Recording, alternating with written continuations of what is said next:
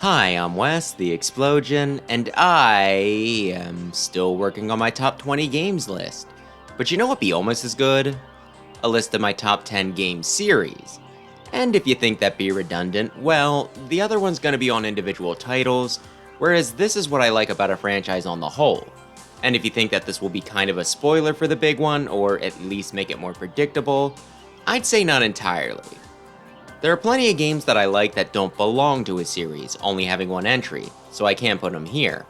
There's also several series that I like, maybe not enough that I'd call it my favorite, but just have that one entry still that really grabs me, so to a degree, you might say that it'll make it even more unpredictable, since that one franchise that maybe you thought I didn't even like might suddenly show up near the top of my all-time favorites. Had a little bit of trouble narrowing this down, but here we go.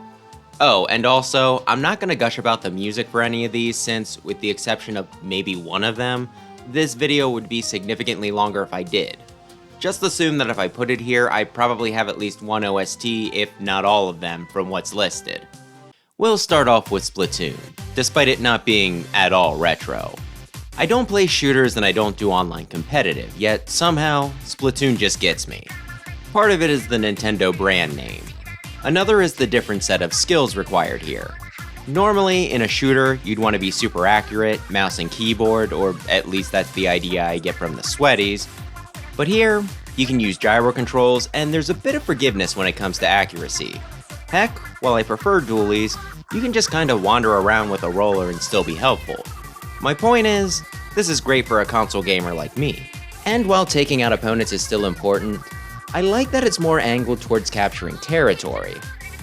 Creating a lot of push and pull, so that you can't always tell who's winning, and there's a certain thrill when it's really close, seeing if your team clinched it as you wait for the judge's call. And hey, if you don't feel like getting competitive, they added in Salmon Run, which is solely co-op. A lot of fun, and the best way to grind cash. They also run a lot of limited in-game events, most notably the Splatfest, which, while the small window does add a bit of pressure to get on, I can't deny have been a cause of me coming back over and over. And while the main focus of the game is more online, they added in some really strong solo experiences with the DLC campaigns, especially Octo Expansion. That still has one of the most memorable finales I've ever played. And you know what? The final Splatfest for Splatoon 2 also really stuck with me. But yeah, the world and designs already did a lot to suck me in, but the added campaigns do a lot to expand upon the characters and lore, even correcting some things the localization team got wrong in some cases. I swear I'm not being nitpicky with that snide comment. This was also one of the big titles that made a Wii U worth owning. While several others might get mentioned here, I had previous entries elsewhere, but Splatoon was a new IP. This was the only place I could play it, and play it I did. I can't remember if it was my faith in Nintendo, if I just really needed something new to play, or if they had one heck of a marketing campaign, but I picked up the original Splatoon at launch with Amiibo and jumped right in, and it was a huge part of my life, right up until I got the Switch, and I was thrilled when I heard that that system was getting the sequel. While the series is still pretty young, only 3 games in, I like what we've gotten so far. I expect to continue getting every entry, and look forward to seeing where they take it. Number 9's Kirby, which I don't think anyone can really object to, outside of it maybe not being higher. The games are just a good chill time. You're a cute little guy floating through a cute little world, taking on cute little baddies. Even the edgy character still makes a great plush. At its core, it's a pretty simple platformer, only you can float rather than having to carefully jump. And the fundamentals remain largely the same, at least when it sticks to the main genre. You suck up enemies, copy powers, and move to the right, but the series tends to stay pretty fresh due to them changing the gimmick almost every time. In one, you can create little helpers to escort you. In another, you can combine copy abilities. In yet another, you get a stinking mech. And in the latest, you go full 3D, who knows how many years after everyone else, yet it doesn't feel late to the party or forced. Each one tends to have just that one specific mechanic that they seem to really focus on, and refine to make the experience unique. There's actually a lot of times I lament that they don't keep some of these around. One of the few that does get a revisit is the helper system, which is probably my favorite outside of maybe the copy ability, which became a staple after the second game, but In a lot of the titles, even if they don't have helpers specifically, you will still have some form of co-op. It's really great when you need a bonding experience, want a low-risk way to teach a younger family member the gaming ropes, or just want to have a comfy Saturday night. Then there's the thing that I bring up a lot, where the games tend to be pretty easy to get through, but can be pretty hard if you go for the extra stuff, like the 100%. It lets you decide on what you're in the mood for, and there's no rule against changing your mind partway through. While I'll normally try to go the distance these days, back when I first started playing games, it was nice just having something that I could clear. I think that's probably a big reason why I've stuck with the series pretty much my entire life. Well, that and the pleasant atmosphere where everything looks huggable. So cute. I like Dynasty Warriors games, and yet, I've played very few Dynasty Warriors games, like maybe 2 of them. It might be more accurate to say that I like Muso games, I think that's the term, since what I actually end up playing are often the license adaptations, the ones for Gundam, Zelda, One Piece, and Fire Emblem. And when I say play them, I mean play them into the ground. Most of them have so many missions and unlockables that it's easy to just run through one after another and completely lose track of time. In fact, I've actually forgotten to eat before while playing these. While you may argue that they only managed to fit in so many missions because of how simple the gameplay is, and yeah, there is a lot of copy-pasting when it comes to maps and enemies, I really don't think the games get enough credit. Sure, the big appeal is the power fantasy, being able to take down 1,000 men, all on your own. But there's also some strategy involved. What do you go after first? Will you pull back to defend one of your fields or continue to push ahead? Where do you assign your other units? Spacing and being able to dash around enemy attacks also plays a big role. This got even better when they added in the feature that lets you switch between some of your characters, since that could let you plan a few moves ahead, sending out one of your alternates to your next target, rather than having to manually run everywhere. Playing it co-op is better still in my opinion, since you can coordinate to cover each other's backs and completely obliterate a map. I remember teaming up with a friend, me taking a powerful unit in to clear out immediate threats, while he took a fast one to run to the other side of the map and us just slowly pincering the entire field. How you come at the game can vary a lot depending on your options and also what difficulty you're at, which reminds me, I like playing these games like a complete degenerate. Sometimes a strong enemy will waltz out onto the field with a red aura, able to take you out in a few hits, the idea being for you to stay clear and I'll think, I bet I can take this guy. Or they'll have post-game extra challenges that gradually get harder, but give you stronger equipment as you go, and I'll skip ahead a good chunk of stages to punch outside my weight class to claim the really busted stuff, then go back to take out the challenges I should have started with, without mercy. Heck, sometimes I can just have fun picking out that one combo that can hit the widest group of enemies, or one that can chew through a boss's shield the quickest, rather than use my full suite of abilities. I like messing around, trying to figure out the most efficient way to win, or if I can still manage to do something that I shouldn't be able to, rather than play the game the way it's supposed to be played. It makes me feel simultaneously like a genius and an idiot. So yeah, while some might say that the games are just brain-dead button mashers, I think that's a pretty surface level take. Namco's Tales of series holds a special, yet complicated, spot in my heart. I first picked up Tales of Symphonia for GameCube due to Nintendo Power raving about it, and it was the first game I owned that came on multiple discs. I love the world, the characters, and the story. I also love both action games and RPGs, so an action RPG is right up my alley. So yeah, I got invested really quick. I'm also a big fan of co-op games, so when I saw a demo for Tales of Vesperia on my friend's Xbox 360 and put together that it was part of the same franchise as one of my favorites, I got him to download it. A small group of us tried it out, and we picked up the full release the next day. This is where the complications come in. It is amazing playing one of these with other people. Teaming up, getting into your role, and clobbering enemies that would be a lot more challenging if you were the only one not controlled by a CPU feels terrific, and is great at building camaraderie. And with the series' bigger focus on story, it's also a lot like watching a movie or TV show with friends, each of you getting into it and discussing what you just experienced, latching on to favorite characters, and trying to predict where things will go. At the same time though, this works against it, since getting a group together to play a game consistently can be really hard.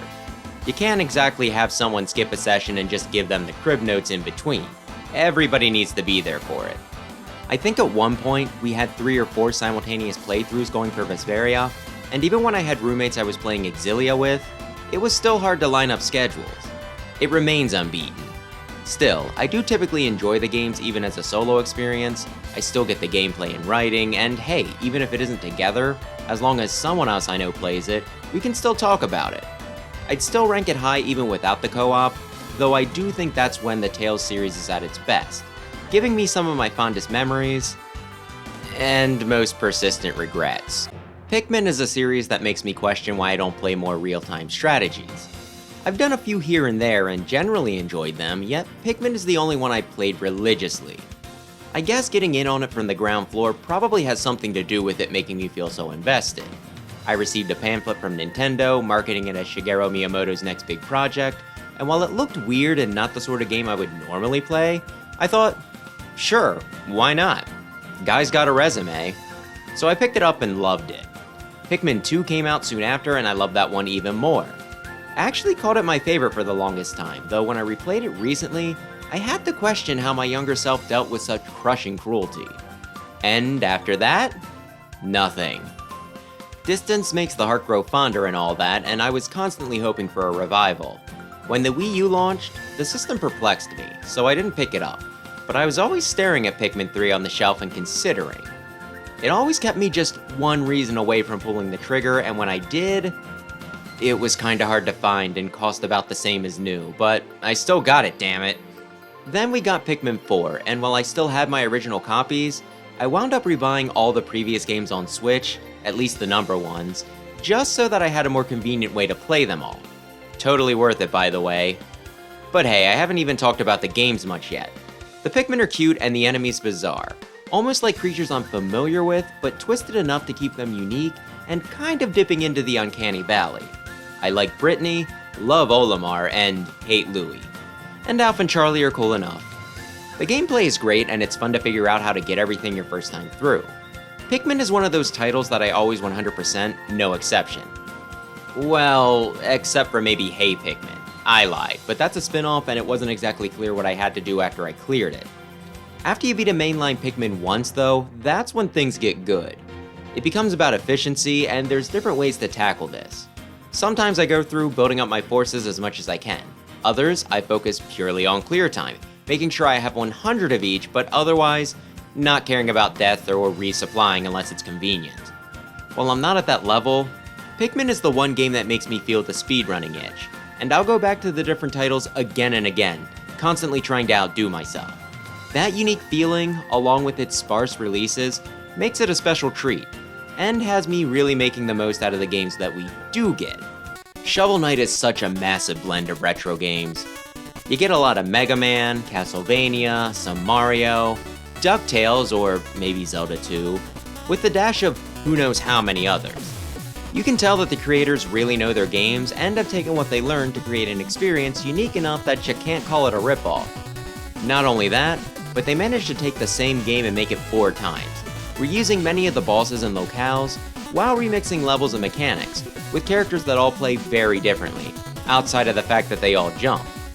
They then further expanded things into a puzzle game and roguelite, though of course my main focus is the platformers. I think one of the things that I find so appealing is that the characters move well, and their attacks play into those movements. Shovel Knight pogos, Spectre Knight slashes through enemies, and King body checks, then bounces. Sure, you can concentrate on just jumping around, but if you want to make the most of things, you want to be using your offensive capabilities, and in some cases, you need to use them to reach where you want to go. And while each character is pretty good on their own, the different tools you find give you more to play around with. Maybe use them to take out enemies, to traverse hazards, to get through a particularly nasty part of a stage, or you just use them against the boss, as a sort of weakness. But figuring out the best place to break them out or even find tricks that feel like exploits can be pretty fun. In addition to that, there's all the treasure you can find and all the stuff you can spend it on. Whether it be to get stronger or just waste it, because you're just way too good at sniffing out gems, and if you don't use it, you could lose it. I spend a lot more time in gold than I should, all just to do that dumb little flip. In addition to that, it's got a fun little cast, and in both the sound and visual departments, it evokes the feeling of classic games while being just a bit more complex, showing that they aren't limited to it. Each game is just short enough that it's easy to clear them in a single sitting, so it really doesn't take much to justify a replay, something I put a lot of value on. With the next entry being a remake of the first, just with more options and characters, I know I'll be playing that one over and over again. At 4, it's Fire Emblem, and it just kinda hits a lot of different notes for me. I like RPGs and watching the numbers go up as I level. I like the grid-based system. It's reminiscent of chess, which I enjoy but don't really have anyone to play with.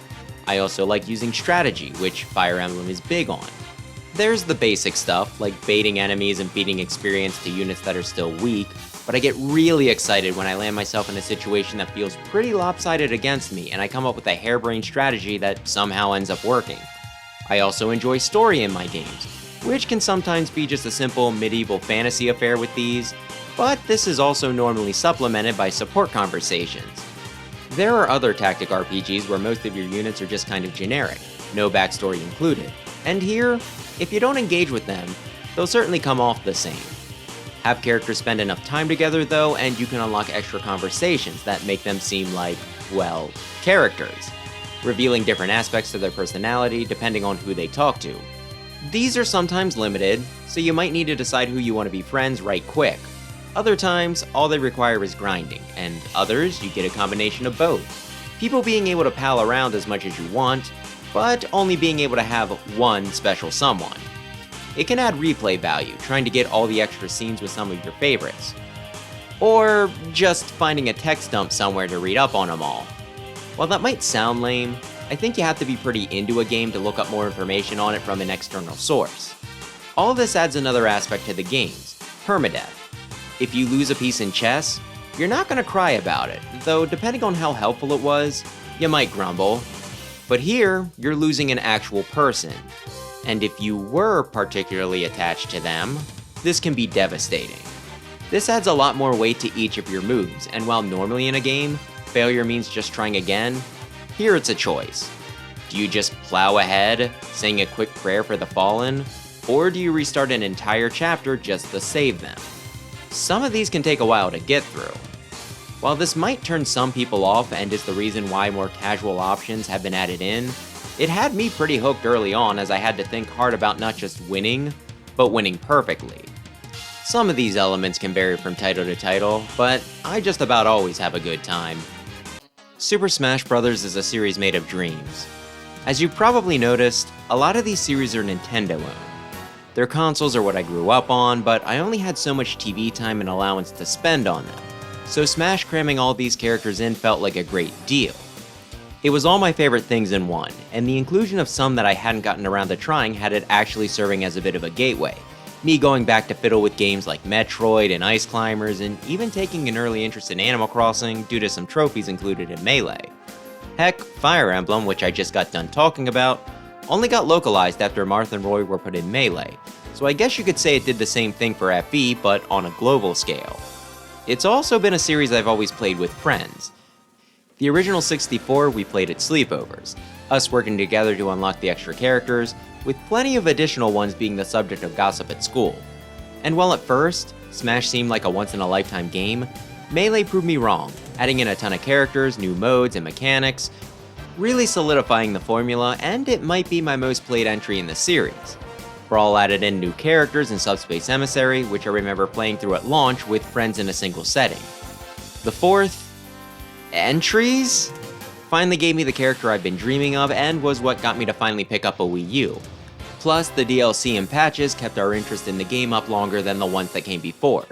Speaking of, fighter reveals are always an event and one of the few things that can get me to watch certain presentations. And Smash Ultimate brought everyone back, plus a ton more. Not only that, but I think it also feels the best to play. Which might just be recency bias, though I've heard pros say that it's also the most balanced. I think as long as you don't pick Ganondorf or Little Mac, your choice is viable, though sometimes I still feel a little naughty and go Little Mac. And hey, I guess I can also mention that this is really the only fighting game series I've ever been half decent at. While I can button mash my way through most and I can beat some of my friends at the vs. Capcom games, because they're even more terrible at it, there are also those where I get completely destroyed by CPUs on easy, and 50 button combos sure aren't something I'm committing to memory, so I can sometimes have a pretty negative opinion of fighting games. But hey, I'm decent at platformers, so a fighter where combos might still play a part but stuff like jumps and spacing are just as important is something I can get behind. Smash is the only one I'd say I'm above average in, and while I'd love to play some other platformer fighters, none of them seem to ever hold on to their hype for more than a week, though even if they did, I can't see any of them having a roster I'd love more, or accumulating the memories I have of playing against family and friends to grind up our skills. Pokemon is something that, as big as it is, was probably inevitable that I'd get into, but it still feels a little weird that I did. The commercials for it when it first came to America were confusing, to say the least. Gotta Catch 'Em All gave me a hint, but it was kinda lost under the talking vacuum cleaners and buses hucked into compactors. Did I want to play Pokemon? No, not really, but for some reason I was still gifted a copy of Blue and my brother Red from Santa one year. So I did what any kid would. I popped it into my Game Boy Pocket to try it. And you know what? I got kind of into it. A lot of my friends did too, and I have fond memories of playing Stadium at birthday parties, getting suckered into the Mew Truck and Peekaboo rumors, and collecting the trading cards. After they stopped being impossible to find, of course. I also got really excited when I found out that a local station actually played the anime, right around the time Togepi got introduced, making me wonder what a Pokemon that wasn't in the game could mean. Unfortunately, after Gen 1, it lost popularity, at least where I grew up, and it became kind of the uncool thing to still like, and my own enthusiasm has waxed and waned over the years, but I always make sure to get at least one of the versions of the mainline entries. Even made new friends because of Gen 4. As for why I love the series so much, well, as previously mentioned, I love RPGs, second only to platformers. The rock, paper, scissors, weakness, and resistances are a fun aspect, but even more appealing is just all the creatures you can collect and customize your team with. And boy howdy, are they on point with the designs. There are very few Pokemon that I actually dislike, and it's always exciting to see the new additions to the roster, while also hoping and praying for new forms of old favorites. If you're the type to think that Game Freak's running out of ideas, you clearly need your eyes checked. They continually pull in more and more inspirations from different sources, while also sometimes using outside artists, like a favorite of mine, Hitoshi Ariga, to make sure that they don't. If you want to accuse the games of just reusing the same formula and not having the quality they should, I won't blame you, and might even agree with many of your points. But the new rosters are one aspect that I think they constantly deliver on, and is a big part of what keeps me coming back. I have so many plushes. In addition to that, the games also scratch a few itches for me. I love collecting things, just watching my list get filled in as I chip away at it, and Gotta Catch 'Em All is the series' catchphrase. Or at least it was. I also like grinding in games like this. There's something soothing about it, and again, I always love watching the numbers go up. With Pokemon, even if I hit max level, there's always something else I can raise up, while trying to come up with the most efficient way to do so. Even if I'm not aiming for competitive, I can easily rack up hundreds of hours in each game, just messing around. When it comes to Pokemon, I just can't seem to say no, for better or worse. Number 1 is Mega Man, which really should not be a surprise to anyone. Well, anyone who hasn't been here before. Though given the wider net this video casts, this very well could be the first time someone's watching me, in which case, welcome! I'm the Explosion, and I run a Mega Man channel, allegedly. My love for the series goes back so far that I'm kinda hazy on where it came from. My cousin didn't have any of the games on his NES, and I don't think it was one of the series my small friend circle really talked about much. I honestly kinda want to say that it came about due to the Ruby Spears cartoon. It makes some amount of sense, given that my parents refused to buy us a console until sometime into the Super Nintendo, but we could always get at least a few channels in through the TV's antenna. Even before I had my own games to play, I was still fascinated by them. So I think that the cartoon adaptation was one of the most readily available connections to the medium, making it particularly appealing to me. I remember rushing into my grandparents' house, who lived just up the hill after school, to catch the last few minutes before heading home. When it came to the SNES, I was frequently borrowing a copy of X1 when our parents went out to rent movies. I was ecstatic when I was finally gifted a copy. When we got a used Nintendo, Mega Man 2 and 3 were some of the first games we bought, and the Anniversary Collection for GameCube always felt like one of the best deals we ever got. I've been picking up the rest of the games whenever I could ever since, and while I have a few holes in my library, I've played just about all of them. Finally beating Legends 2, the last mainline title I hadn't cleared earlier this year, which felt like a huge accomplishment. To speak on the franchise itself though, given when I got into games, platformers always felt like the most emblematic of the medium, and Mega Man was the best one on offer. Mario felt too plain and, well, Sonic wasn't on the consoles I was playing. Though even if he was, the Buster and special weapons always felt incredible to use, plus the open-ended stage and boss order let me try out different things until I started piecing together what worked for me. It was the perfect way for me to actually learn the genre, rather than come up against too many brick walls. All the different series also provide a good bit of variety. While platformers might be my favorite, Battle Network added in deck building and RPG elements while being a fun reimagining of a cast of characters I already loved, and Star Force kept this largely the same, but innovated on the formula enough to keep things fresh. Legends is more of an adventure and dungeon crawler with a really fun story. Even with the platformers though, there's still a lot there. While Classic is probably the simplest, it does the fundamentals really well, which it beats into you. X adds in a lot more speed to the equation, while Zero is largely the same, just sadistic, though they feel amazing to clear. And ZX gives you a lot of different forms, which it expects you to make the most out of. And it's not just the games that I'm obsessed with either. I already mentioned cartoons, but I also enjoy the anime, comics, and manga as well. And I collect a ton of figures, art books, and other merch. If they put out a few novels yet, I'd be set. No question, Mega Man is my favorite franchise period, and I don't see anything ever topping it. And in no particular order, here are the honorable mentions. If you see your favorite, just know that in a world where one of my picks didn't exist, it had a fair chance of making the cut. And if I see you going for the Thanos snap, I'm breaking your fingers. With that, we can start wrapping up. This was fun, if difficult, and I really enjoy just heaping praise upon the things I love. Positivity beats negativity as far as I'm concerned. There was a lot of Nintendo, which I'd say is a combination of my love of retro games, them being one of the ones in the game business the longest, and also due to what consoles I owned growing up. Still feels a little lame that half of the entries were from them though. Nintendo doesn't make Pokemon, they just publish it. But still, Nintendo fan likes Nintendo games. Gee, who would've guessed? Could've been worse though. It would've been even more lopsided had I split up all the Mega Man series.